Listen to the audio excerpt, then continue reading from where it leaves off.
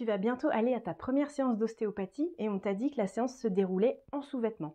Alors tu te demandes quel sous-vêtement choisir pour toi te sentir à l'aise sans gêner ton ostéopathe. Eh bien c'est exactement ce que je vais dire dans cette vidéo et tu vas voir, il y a quelques détails un peu croustillants. Salut à tous, moi c'est Carole, mais tout le monde m'appelle Caro. Je suis ostéopathe depuis 2014 et j'ai plus de 10 000 consultations au compteur. J'ai créé cette chaîne YouTube pour vous partager mes anecdotes au cabinet, vulgariser l'ostéopathie et l'anatomie auprès du grand public. Et aujourd'hui, on va aborder la thématique des sous-vêtements. Et oui, quoi porter en termes de sous-vêtements pour se sentir à l'aise, soit sans gêner son ostéopathe. Vous allez voir, je vais vous partager quelques anecdotes assez croustillantes en la matière et surtout vous dire quoi porter pour être au top pour votre séance. C'est parti! On va surtout évoquer ensemble ce qu'il ne faut pas porter chez son ostéopathe et élégance oblige, honneur aux femmes. Désolé mesdames, mais votre séance chez l'ostéopathe n'est pas une assez grande occasion pour sortir votre lingerie fine. Désolé de vous décevoir. Tout ce qui est lingerie transparente, les petites culottes affriolantes, laissez-les au tiroir, votre ostéopathe vous en remerciera.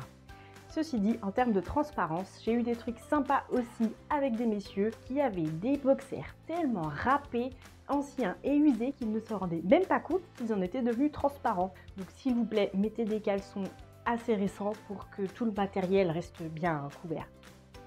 Et tant qu'on y est, essayez de venir à peu près bien fagoter aussi. Si vous mettez un slip, essayez de faire en sorte que le slip couvre ce qu'il a à couvrir, que ce soit devant comme derrière, et c'est pareil, juste ne mettez pas votre slip à la moitié des fesses, personne n'a envie de voir ça. Et maintenant, voici mes dernières recommandations pour les hommes cette fois-ci. Je sais que c'est sûrement ultra confortable, mais évitez de venir en caleçon ample. Privilégiez les boxers, parce qu'en fait, comme les caleçons, c'est ample, il y a un peu de jour, donc quand vous vous allongez, c'est open quoi.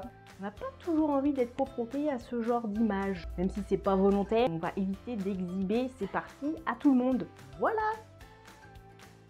Il est maintenant temps de conclure en se disant quoi porter chez son ostéopathe. En bas, privilégiez slip, boxer, culotte dans lequel vous êtes confortable, plutôt en matière coton.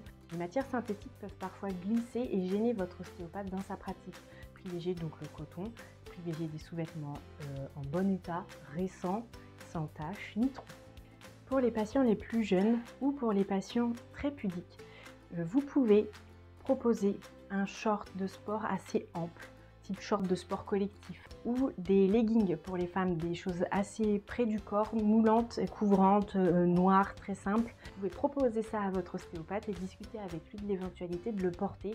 En général, ils acceptent. Pour le haut, mesdames, je vous invite à éviter tout ce qui est à armature et à baleine. Nous sommes parfois amenés à faire des techniques au niveau thoracique et les appuis au niveau de la cage thoracique, des côtes, peuvent devenir sensibles ou douloureuses parfois à cause des baleines. Ça peut nous gêner dans notre pratique aussi. Donc prenez plutôt brassière ou des soutiens-gorge sans armature.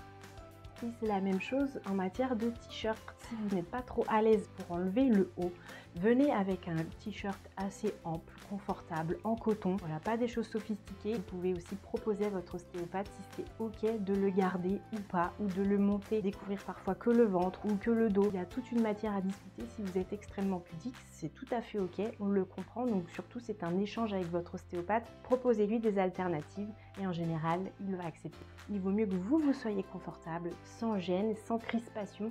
La séance se passera beaucoup mieux et ce sera plus confortable aussi pour les techniques. Même lui, il travaillera mieux ainsi. Donc surtout, proposez-lui et ne restez pas avec votre pudeur. Petite astuce bonus, les séances d'ostéopathie peuvent durer plusieurs dizaines de minutes et en restant allongé en sous-vêtements, on peut vite avoir froid. Donc emmenez avec vous un plaid, quelque chose pour vous couvrir. Vous verrez que vous vous sentirez carrément mieux, au chaud, plus détendu.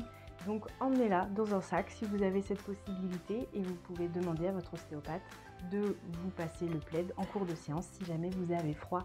Vous verrez que c'est quand même vachement mieux pour la détente musculaire quand on ne grelotte pas. Et voilà, maintenant que vous avez toutes les astuces de pro pour venir dans les meilleures conditions et saper comme il faut chez votre ostéopathe pour vous sentir bien et pour faciliter la vie de votre ostéopathe, vous verrez, il va vous adorer. Ne remerciez pas. Allez, je vous dis à très vite pour de nouvelles astuces et Sur ce, je vous dis à très vite pour de nouvelles petites histoires croustillantes sur l'ostéopathie et les réponses aux questions que vous avez toujours souhaité poser à votre ostéopathe. Sur ce, je vous dis à très vite. Prenez soin de vous.